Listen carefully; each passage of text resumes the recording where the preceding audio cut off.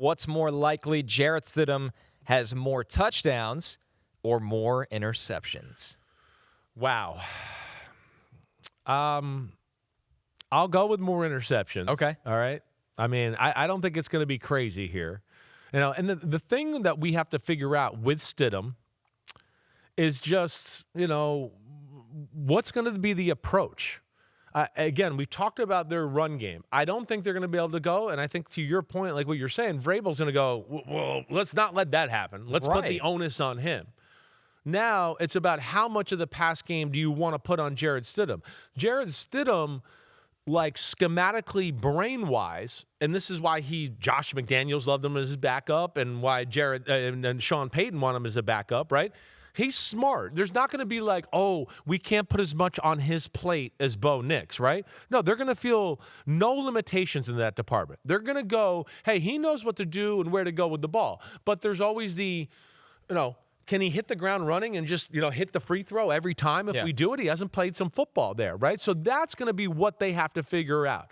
I feel like if I was in their shoes, because I've been thinking about this a lot over the last few days, I would think in a lot of ways, I would play the approach early, screens and shots down the field. Those to me are the safest ways to kind of get going. Give them a few screens. Oh, I saw the ball go through the basket and the net a few times. I feel good. Yeah. And then the other reason I like down the field shots for guys like this in this scenario is it's there's a little more room for error, right?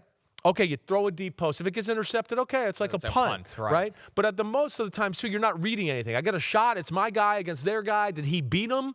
Can I throw it to a spot where he can outrun him somewhere? And there's that, instead of maybe dropping back and doing something Bo Nix has done a bunch where you throw an in cut in a tight window where you're like, wait, I got to read the safety and the linebacker and I got to put the ball perfectly. Those are the things I'd be scared to do with Jarrett Stidham early on in the football game. But again, like I said, I don't think there's going to be about limitations schematically what they do. It's just going to be about getting him comfortable and feeling good in the moment. I'm going to go the other way on this one. And I think it's going to be more of if it cashes 2 touchdowns, 1 interception. I don't think you're dropping back Jarrett Stidham 45 times. I think that I think he'll be pretty smart in this game, honestly. I hope so. We just did the breakdown of C.J. Stroud on the Tuesday show. I don't think you're going to see a lot of throws like that. On the flip side of it, I don't think you'll see a ton of chances. But it's most likely that he throws a touchdown and an interception. It's an even split. If you made me pick, I would have gone it's 1 and 1. Right. If that's what I would go. I could see him throwing 1 touchdown, they get in there, and then he throws an interception and maybe is close to throwing an interception 1 or 2 other times or whatever. Like that's what I would pick. But if you're going to make me choose one or the other, I'll go with this right now. Right. And to your point about C.J. Stroud or anything, this is a game, rely on your defense a little, especially early. Don't take any unwarranted chances trying to fit some ball down the middle early on to where you give Drake May and company the ball, and now all of a sudden you go, oh, crap, they scored we're down 10 points, and now we can't run the ball, and we got to throw the ball a lot, and now, oh, no, I haven't played a lot of football, and I'm not hitting on all cylinders. That's, to me, where it can get dangerous for the Broncos and Jarrett Stidham. I kind of gave away my answer for the next one, but what's more likely, Denver runs for over 110 yards or under 90? I'm going to go under 90. I just can't see New England allowing it. I don't think so either. They're also a good run defense. They definitely are. And as physical as they're playing right now, I just don't expect that either. I mean, linebackers are aggressive. The safety play for, New England is phenomenal as well. I don't see that either. I do think, like I gave Garrett Bowles first team, all-pro left tackle. He's arguably one of the best, if not the best, pass protector at left tackle in football this year. He's right up there. That's why I gave it to him. But I don't watch the rest of their offensive line and just go, oh, they move people out of the way. Right? Their guard, how do I say his name? Minierez or whatever, right? Oh, Miners? Miners, right. Yeah. He's real good, but do I think he's a hair overrated? Yeah, I do. I'm sorry. I do think that.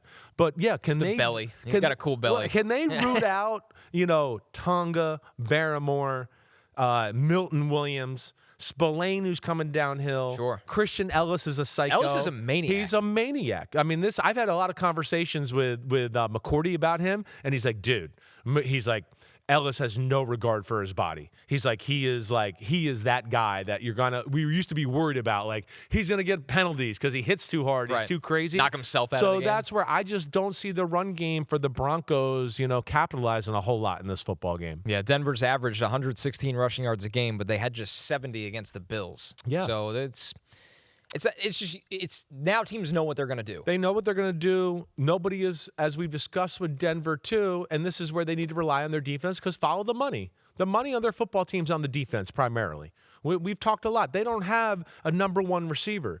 I think with Buffalo and why they stopped the run, and this is something I said I misevaluated by Buffalo late in the year, Buffalo can cover a little bit. They can play man-to-man.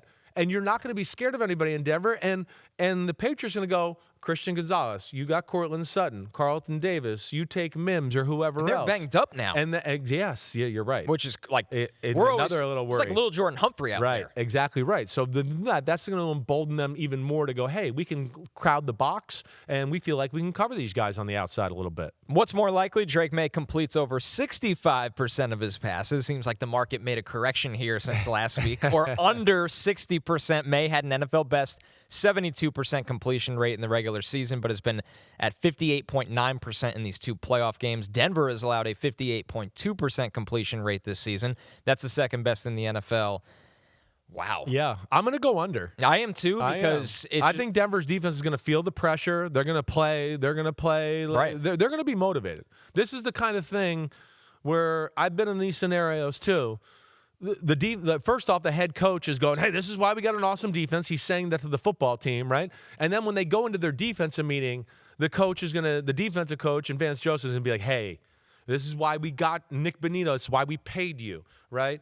This is hey, Mr. Surtain out here. This is why you're the man. It's games like this, and we need you guys to show up right now more than ever in this situation. I feel like Denver's defense is going to rise to the occasion as far as that's concerned.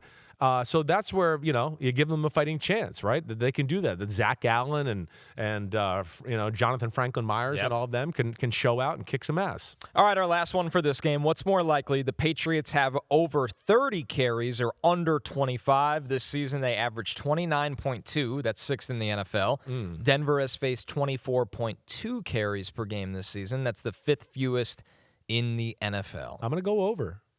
I think they're going to try to play like, hey, we think their defense. Let's see if we can push this smaller group around. They usually stay patient with the run game. We've seen that all year, right? I think they're going to try to do that to kind of also simplify the Broncos and some of the craziness they do, and they'll be tactical about their shots off of that.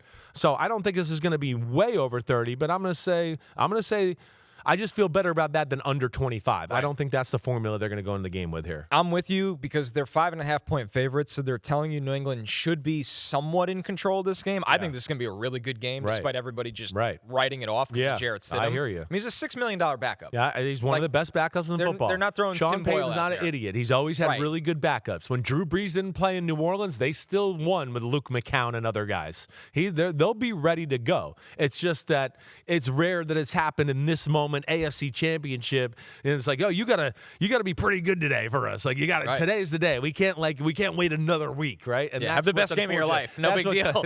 That's what's unfortunate for Jarrett Stidham. I'm going over as well. I think New England will also try to maybe protect Drake May, who's been hit a lot. He's been hit a lot. He's been a little shaky. Yeah. I mean, we kind of swept that under the rug because C.J. Stroud was such a disaster. Right.